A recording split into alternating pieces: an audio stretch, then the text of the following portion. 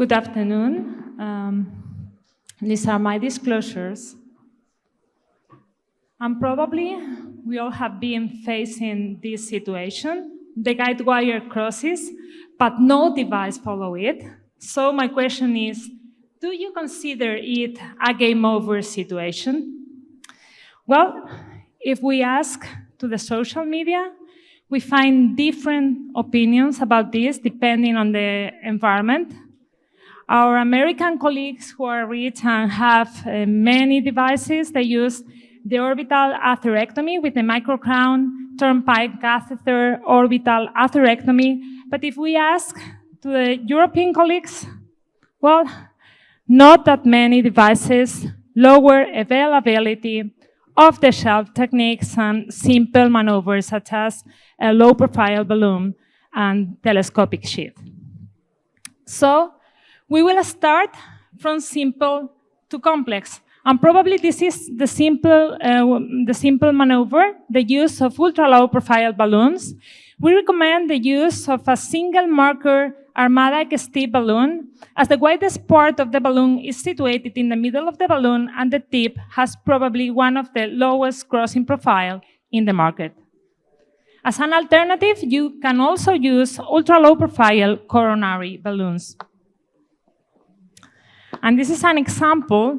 A standard 240 millimeter balloon cannot cross through this transcollateral approach coming from the peroneal to the posterior tibial artery. We advance an ultra-low profile balloon, Armada XT balloon, and as you see, this balloon crosses easily. We are able to pre-dilate the lesion and then to perform the treatment with a longer balloon, and this is the nice completion angio. Another maneuver is the telescopic sheath maneuver. When using a long sheath up to the level to the popliteal segment, we can advance a second sheath, a longer sheath, 90 centimeters. And so we will have more support at the level of this second sheath with more pushability and crossability for our devices. And this is very useful in cases of anterotibial artery and cases of tortuosity at the level of the BTA vessel. And this is an example. The balloon cannot progress. So we advance a second sheath in a telescopic manner up to the level, to the non-crossable point. This allows us to increase the support at the level of the occlusion.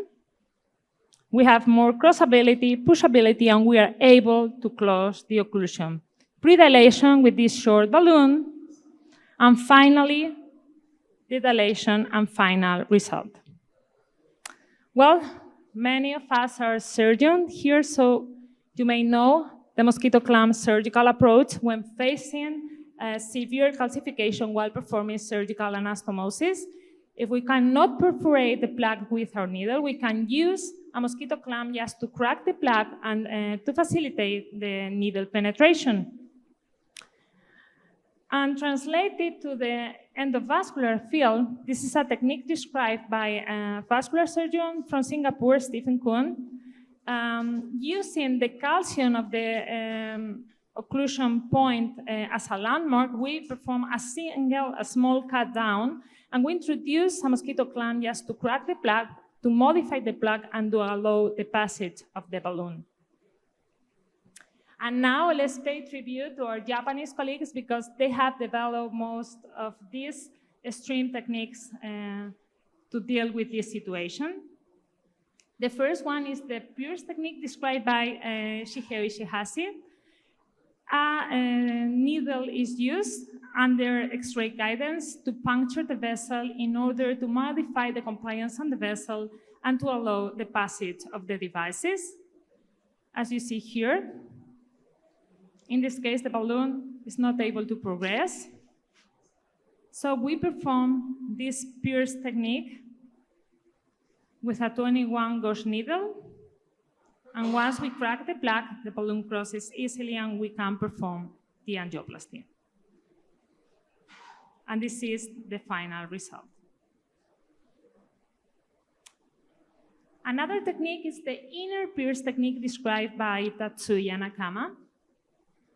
As you see, after recanalization, if the guide wire crosses, but the balloon is not able to progress, we can perform a retrograde puncture. If the lesion is near to the puncture site, we introduce a stiff guide wire, and then following the guide wire, we insert the needle, and with a rotational movement, we advance the needle, and this acts as a sort of off-the-shelf, low-cost atherectomy device.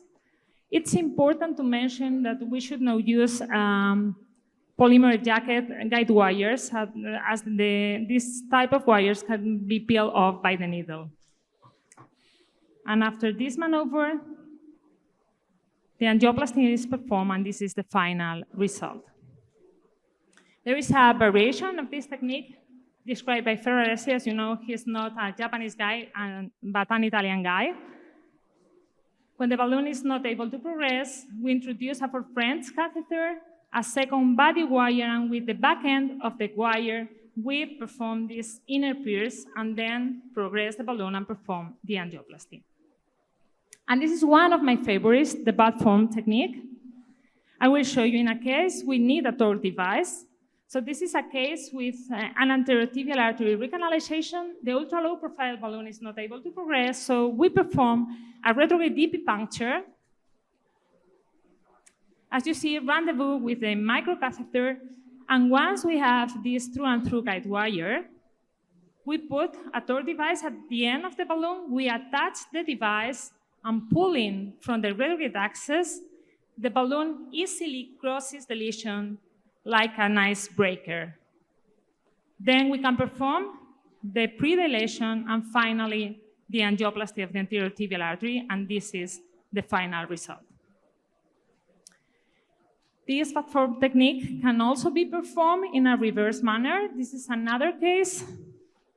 Baseline angio, inability to progress, an ultra-low profile balloon.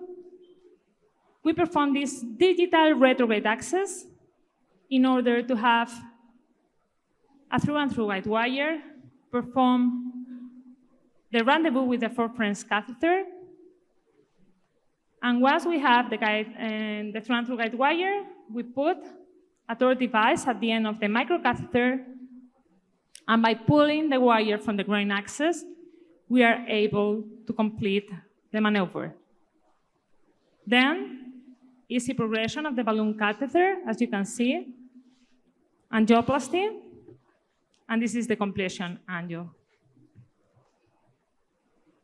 And finally, let me show you the bad technique recently published by a group. May I have an extra minute, please?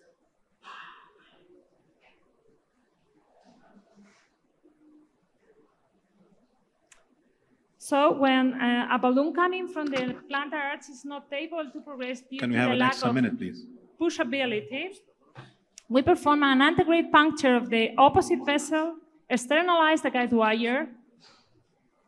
We attach the torque device at the end of the balloon, and through this guide wire, we pull, and the balloon is able to progress. I will show you the maneuver in a case, as you see, antegrade puncture of the opposite vessel, rendezvous of the guide wire inside the needle, guide wire externalization, and pulling back the externalized wire, the balloon is able to progress. And a take-home message, never give up, use the appropriate material, and increase the strength of your maneuvers step by step. These maneuvers are very effective and can be performed safely and should be considered in appropriate clinical situation. Be extremely gentle. Thank you very much for your kind attention.